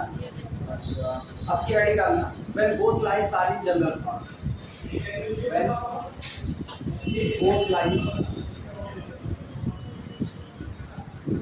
Are in general form, general form जब दोनों दी गई लाइनें जनरल फॉर्म में। अच्छा जो जनरल फॉर्म में लाइन दी जाएगी तो आपको प्लेन की टर्म में दी जाएगी, पहली भी लाइन आपको दो प्लेन के इंटरसेक्शन से देगा, दूसरी भी प्लेन के इंटरसेक्शन से। गौर करो कैसे देगा, पहला प्लेन ले लेते हैं P1 बराबर 0, दूसरा प्लेन ले लेते हैं P2 बराबर 0, और दोनों प्लेन जब एक साथ लिख दिए जाए तो ये क्या बन जाएगा, फर्स्ट लाइन आया ना, ये पहली लाइन बनेगी। इनकी बात करते हैं तो हम ले लेते हैं P3 बराबर 0 और क्या लेते हैं P4 बराबर 0, ये दोनों एक साथ है तो क्या बन गई सेकंड लाइन। ये अब इसमें दिक्कत होती है ना, P2 P3 P4 4 बार लिखना पड़ता है, हम इसको आसान कर लेते हैं U से और V से, हम इसको लिख सकते हैं U1 बराबर 0 कॉमा V1 बराबर 0, फर्स्ट लाइन। एक ही सफिक्स इस्तेमाल करना पड़ा, कौन सा 1, केवल एक सफिक्स। U1 बराबर 0 कोई एक प्लेन है, V1 बराबर 0 कोई एक प्लेन है, और दोनों प्लेन इंटरसेक्ट कर गए तो क्या बन गई आपकी फर्स्ट लाइन। इसी तरह से U2 बराबर 0 एक प्लेन हो गया, अगला V2 बराबर 0 दूसरा प्लेन हो गया, दोनों प्लेन साइड बाय साइड रखे मतलब इंटरसेक्ट किए तो ये क्या बन गई सेकंड लाइन। कंफ्यूज मत होना, U1 बराबर 0 V1 बराबर 0 क्या है, U1 is equal to 0 is an equation in x y z in 1 degree, 1 degree में x y z का कोई इक्वेशन है, जैसे अगर कहीं लिखा है 2x + 3y + 4z is equal to 0 तो हम इसको करते हैं दिस इज, तो अब U1 बराबर 0 का मतलब हुआ 2x + 3y + 4z is equal to 0। इसी तरीके से अगर हमको दिया जाए 3x + 4y - z - 2 is equal to 0, इसको मान लीजिए V1, तो ये हो गया V1 बराबर 0। अब U1 बराबर 0 V1 बराबर 0 साइड बाय साइड ले लो तो ये क्या रिप्रेजेंट करेंगे, लाइन को, क्लियर है। ऐसे लिखोगे तो चार सफिक्स याद करने पड़ेंगे, तो ऐसे लिख दिया जाता है U1 बराबर 0 V1 बराबर 0 फर्स्ट लाइन, U2 बराबर 0 V2 बराबर 0 सेकंड लाइन, क्लियर हुआ। समझो कैसे निकालेंगे इंटरसेक्शन लाइन। ये दो प्लेन इंटरसेक्ट किए तो आपको एक लाइन मिली, ये दो प्लेन है इंटरसेक्ट किए तो आपको एक लाइन मिली, और आपको एक तीसरी लाइन निकालनी है जो इनको इंटरसेक्ट करती हुई जाए, वो थर्ड लाइन निकालनी है। आप दिमाग से मानो, ये एक लाइन है तो ये लाइन किसी प्लेन से होकर के गुजरेगी। हम एक निकाल लेते हैं equation of plane passing through first line. इससे equation of plane passing through first line work करना क्या, बहुत चालाकी से इसको बनाया जा रहा है। क्या इस प्लेन को देखो, this is equation of plane passing through first line, आया ना। ये वो प्लेन है जो पहली लाइन से होकर के जाता है। एक और निकालते हैं equation of plane passing through the second line, इसका हाल देखना।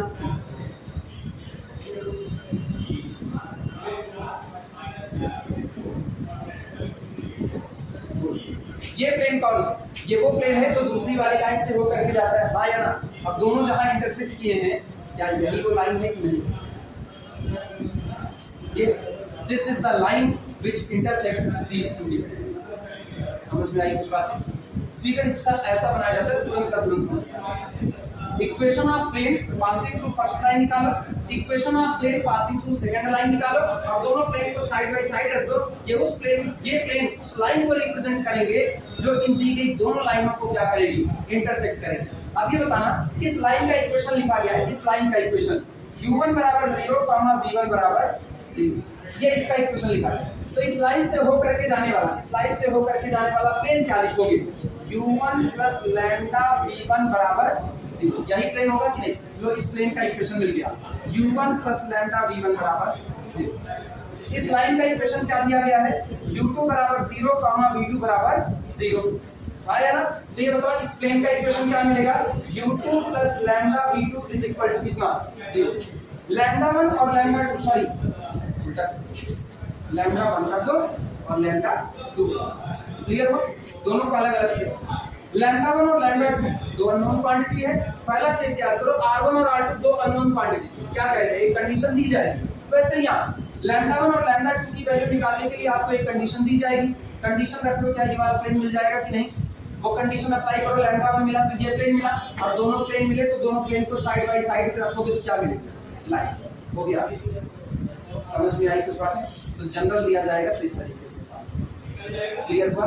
लिखना पहले तो ना ऐसे फिगर बना लो, यही फिगर बना लो जो सामने है, ये तुमको समझने में बड़ी आसानी है। कुछ ऐसा करना ना, इसको ब्लू से बनाना, इसको ब्लू से बनाना, और जहां इंटरसेक्ट करे इसको ब्लैक से बनाना, काम करिए।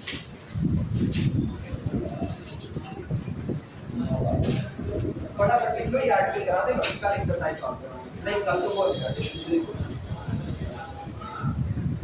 ये मुझको याद दिला देना, कोई भी मैसेज कर, राइट? हम भूल जाए ना तो हम 3D पढ़ना।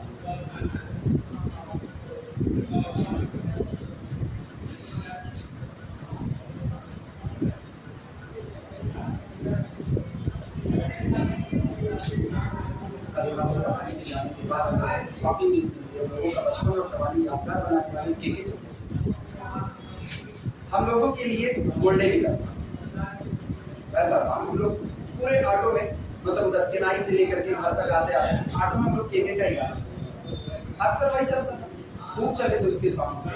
जैसे अभी लोग अरिजीत और उनके अरमान मलिक वगैरह के पीछे भागते हैं, हम लोगों के दौर में कि अच्छा केके का पूरा नाम हम लोगों को पता नहीं, कभी नहीं पता था। आप लोग बस ये कहते थे किसका सॉन्ग सुनना है, केके।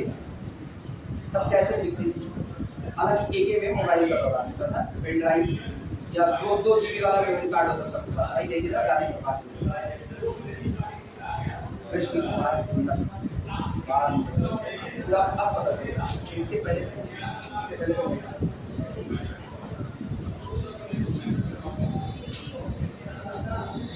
इसके पहले जब किशोर कुमार का एक सॉन्ग है, चलते चलते मेरे गीत याद रखना कभी अलविदा ना। जब फेयरवेल पार्टी होती थी तो ये बजता था, फिर के वो लम्हे याद आएंगे ये गा के, उसके बाद क्या हुआ, फिर ये बजना चालू। हम लोग इस बात के गवाह हैं, जब ये दौर ऐसा पड़ता पहले किशोर कुमार का बजता था। जितना हम लोग जब जूनियर थे तो जब फेयरवेल दिया गया तो किशोर कुमार का बजना, के का सॉन्ग, तब तक हम लोगों के मोबाइल में के का सॉन्ग था, तो वो सीनियर मान के किशोर कुमार की, तो हम लोग किशोर कुमार की बजाती है। जब हम लोगों की बारी आई फेयरवेल हुआ तो हम लोग के करते, तो हम लोग दोनों बजवाते, किशोर कुमार का भी इधर का, दोनों चाहते। ये बन गया, बन गया ये। इधर साइड में हम लिखते हैं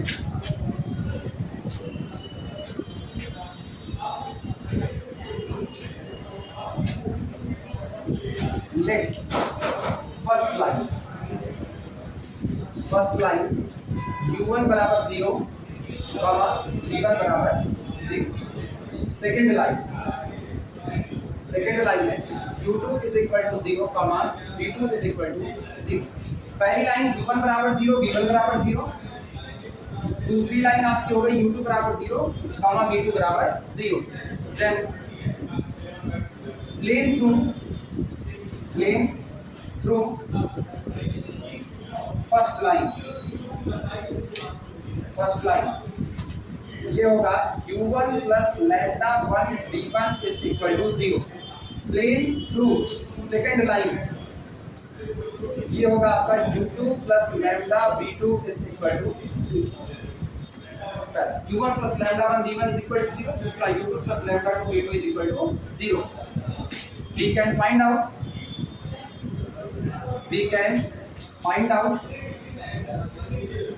lambda 1 comma lambda 2 by additional condition, जो आपको और कंडीशन दी जाएगी, by additional condition we can find out lambda 1 lambda 2 by additional condition। जो और शर्तें दी जाएंगी उनसे lambda 1 lambda 2 की वैल्यू निकाल सकते हैं। therefore रिक्वायर्ड लाइन जानते हो, रिक्वायर्ड लाइन कौन सी? वो लाइन जो दोनों को क्या करेगी, इंटरसेक्ट करेगी। रिक्वायर्ड लाइन बी ये होगी u1 plus lambda 1 v1 is equal to 0, u2 plus lambda 2 v2 is equal to 0। ये कौन है? प्लेन। ये कौन? प्लेन। और प्लेन साइड बाय साइड रखेंगे तो क्या रिप्रेजेंट करेंगे? लाइन। ये आर्टिकल खत्म, कल एक्सरसाइज करेंगे आज।